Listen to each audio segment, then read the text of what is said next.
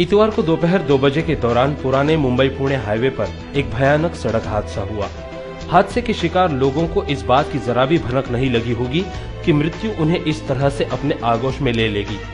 गौरतलब है कि करनाला ग्राम पंचायत अंतर्गत तारा गांव के भालचंद्र म्हात्रे, उनके चाचा सुनील म्हात्रे, कल्हे गांव के विजय जुमलेदार और रिस गांव के दिवाकर सालवी, यह चारों दोस्त इतवार को तिरुपति यात्रा के लिए रवाना होने वाले थे। दुर्घटना वाले दिन यह चारों मारुति अल्टो में सवार होकर दिवाकर के घर जा रहे थे, तभी मौत का कहर उन पर टूट पड़ा। शेडुंग टोल ब्रिज पर टोल अदा करने के लिए इन चारों ने अपनी मारुति अल्टो रोकी, तभी अचानक एक ट्रेलर चालक ने बेदरकार होकर उनकी अल्टो कार को पीछे से जोरदार ठोकर मारी। ठोकर इतनी भयानक थी कि पूरी अल्टो कार ट्रेलर के चपेट में आकर चकनाचूर हो गई और भालचंद्र, सुनील और दिवाकर की घटनास्थल पर ही मौत हो गई। इस भयानक दुर्घटना में विजय जुमलेदार गंभीर रूप से घायल हो गए, जिन्हें इलाज के लिए पनवेल स्थित लाइफलाइन अस्पताल में भर्ती कराया गया।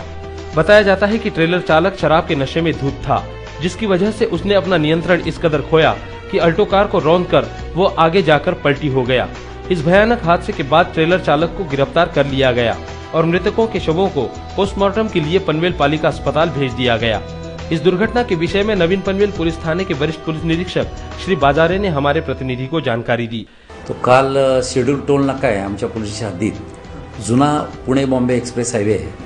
तर आपल्या तारागावचे तिघजणी आहेत, दोघजणी आहेत, एक खालापूरचा तिघजणी, असे 4 जण मारुती अल्टो जी गाडी आहे त्यांची अल्टो गाडी घेऊन ते कर्जतला चालले होते।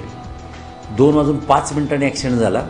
ॲक्सिडेंटमध्ये कारमध्ये जो चालक बसला होता त्याचं नाव आहे विजेंद्र बळीराम जुमलेदार म्हणून, तो कल्लेगावचा आपल्या कर्नाळा कल्लेगाव, आणि त्याच्या जोडीला जे त्याच्या बाजूला जो बसला होता भालचंद्र हसमुख म्हात्रे तारागावचा, दुसरं सुनील हिराजी म्हात्रे आणि दिवाकर हरिश्चंद्र साळवी वय 46 वर्ष, हे पाठीमागे तिघजणी बसलेले होते। तर हे चौघं ज्या वेळेला चालले होते बरोबर 2:05 टोल नाक्यावरती गाडी त्यांनी उभा केली लेनमध्ये, आणि ते आता MH406 असल्यामुळे त्या टोल नाक्यावाल्यांनी बटन दाबायचा, दांडा वर करायचा आणि गाडी पास होणार। तेवढ्यात पाठीमागून एक मोटार कंटेनर MH04DS 8039 40 फुटी तो लोडेड होता, भरधावपणे आला आणि त्याच्या पाठीमागून त्या अल्टोला ठोकत जवळजवळ 50 ते 60 फूट रेलत पुढे नेला आणि डाव्या बाजूने गाडी ती पुढे गेली आणि 100 ते 150 मीटरवरती गेल्यानंतर त्याने गाडी खड्ड्यामध्ये उतरवली भिंगारवाडी बसस्टॉपच्या जवळ पुढच्या बाजूला, आणि ती गाडी त्यांनी पलटी केली। त्यावेळी त्यांनी उडी मारली, त्या चालकालाही लागलं। मारुती अल्टो कारमध्ये जे चालक होते विजेंद्र जुमलेदार यांच्या वरवटीला लागलं, त्यांना ऑन द स्पॉट हॉस्पिटलला ॲडमिट केलं। पण जे गाडीमध्ये जे तिघजणी बसलेले होते, पुढच्या सीटवर एक आणि पाठीमागे दोघं, ते तिघच्या तिघं ऑन द स्पॉट एक्सपायर झालेले आहेत। मेजर ॲक्सिडेंट आमच्या हद्दीमध्ये घडलेला आहे। तो ॲक्सिडेंट घडल्यानंतर आम्ही त्या ड्रायव्हरला ताबडतोब ताब्यात घेतला आणि त्यालासुद्धा पॅनास या हॉस्पिटलमध्ये ॲडमिट केलेलं आहे। त्या ड्रायव्हरचं नाव आहे शेर अली रहमान अली, हा राहणारा कुर्ला वेस्टचा LBS रोडचा आहे। 7 वर्षापासून तो मनीष ट्रान्सपोर्टमध्ये काम करत होता। ती मनीष ट्रान्सपोर्ट भिवंडीचा आहे। त्याचे मालक आहेत बन्सीलाल चौधरी, त्यांच्या ट्रान्सपोर्टची गाडी आहे। ती गाडी भिवंडी ते हैदराबाद अशी जात होती।